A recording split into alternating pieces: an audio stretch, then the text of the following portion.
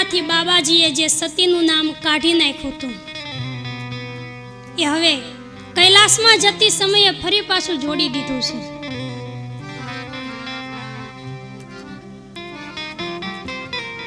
પણ જ્યારે સતી કુંભજ મુનિના આશ્રમે કથા સાંભળવા માટે આવ્યા હતા અને સતીને માટે બાબાજીએ જે માનવાચક શબ્દો વાપર્યા હતા એવા શબ્દો હવે નથી વાપર્યા. જ્યારે કૈલાસમાંથી આવ્યા ત્યારે લખ્યું હતું કે સંગ સતી જગ જનની ભવાની, જગતની જનેતા એવું વિશેષણ આપ્યું હતું. પણ સતીએ એક ઋષિની સરળતાનો ખોટો અર્થ કર્યો, ભગવાનની મંગલમય કથાનો અપરાધ કર્યો. એટલે બાબાજીના મનમાં સતીને માટે જે સ્થાન હતું, જે માન હતું, એ માન ઘટી ગયું છે. જતી સમયે આટલા માનવાચક શબ્દો વાપર્યા નથી. ત્યારે તો માત્ર એટલું જ લખ્યું કે ચલે ભવન સંગ દક્ષ કુમારી, દક્ષની પુત્રી, બુદ્ધિમાન બાપની દીકરી છે સતી. સતીએ ભગવાનની કથાનો અપરાધ કર્યો છે. કથામાં બેઠા હતા જરૂર સતી, પણ સતીએ કથાને સાંભળી નહોતી. કથાના મંડપ સુધી આવી ગયા પછી તો મનને એકદમ સ્થિર કરી અને બેસવું જોઈએ. કથાનો એક એક શબ્દ તમે જીવનમાં ઉતારો તો આ કથા કામની છે. નહીતર તો 9 દિવસ સમય કાઢ્યો એ સમય બરબાદ જ થવાનો છે.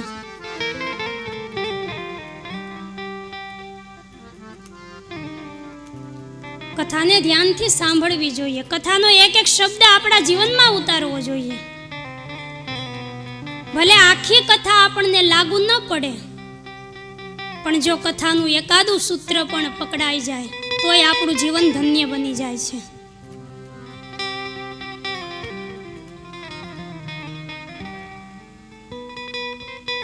કથામાં બેઠા પછી તો આપણી બાજુમાં કોણ બેઠું છે ને એની આપણને ખબર ન હોવી જોઈએ.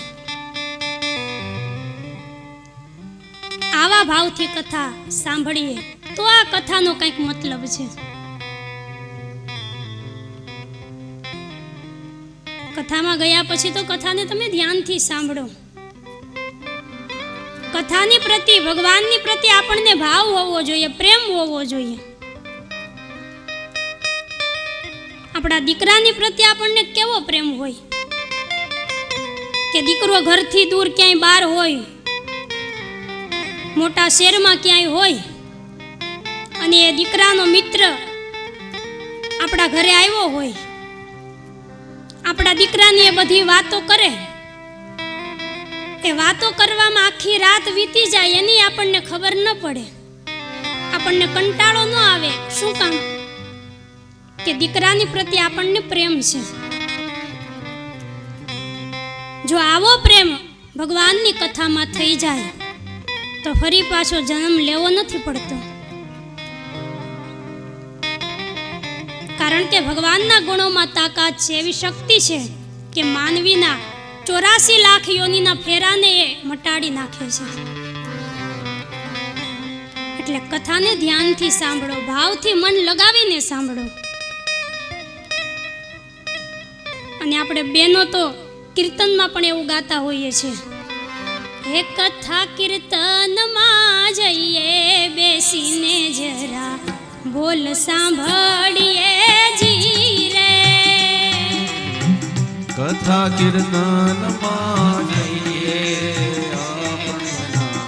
બોલ સાંભળીએ જી રે. હે કથા કીર્તનમાં જઈએ બેસીને જરા બોલ સાંભળીએ જી રે. કથા કીર્તનમાં જઈએ રે બોલ સાંભળીએ જી રે.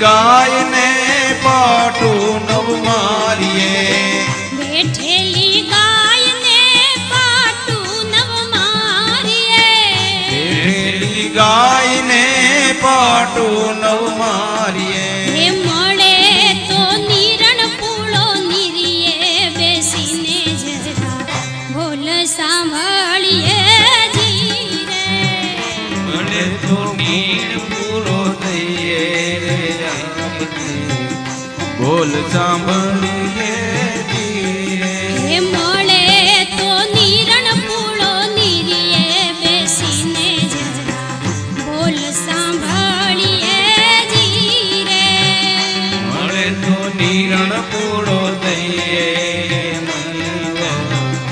બોલ સાંભળીએ ધીરે હે કથા કીર્તનમાં જઈએ બેસીને જરા બોલ સાંભળીએ જીરે કથા કીર્તનમાં જઈએ રે અમે જરા બોલ સાંભળીએ ધીરે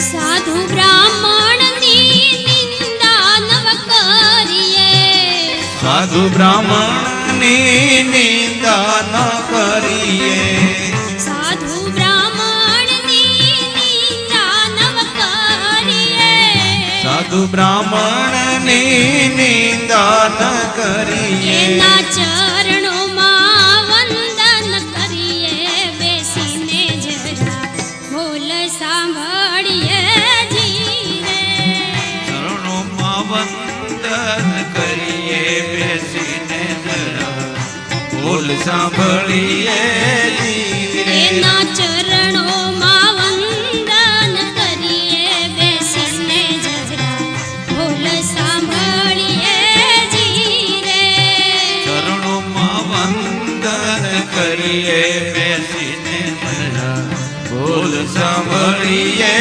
ધીરે હે કથા કીર્તનમાં જઈએ બેસીને જરા બોલ સાંભળીએ જીરે કથા કીર્તનમાં જઈએ બેસીને જરા બોલ સાંભળીએ ધીરે બેસીને જરા બોલ સાંભળીએ જીરે બેસીને મલરા બોલ સાંભળ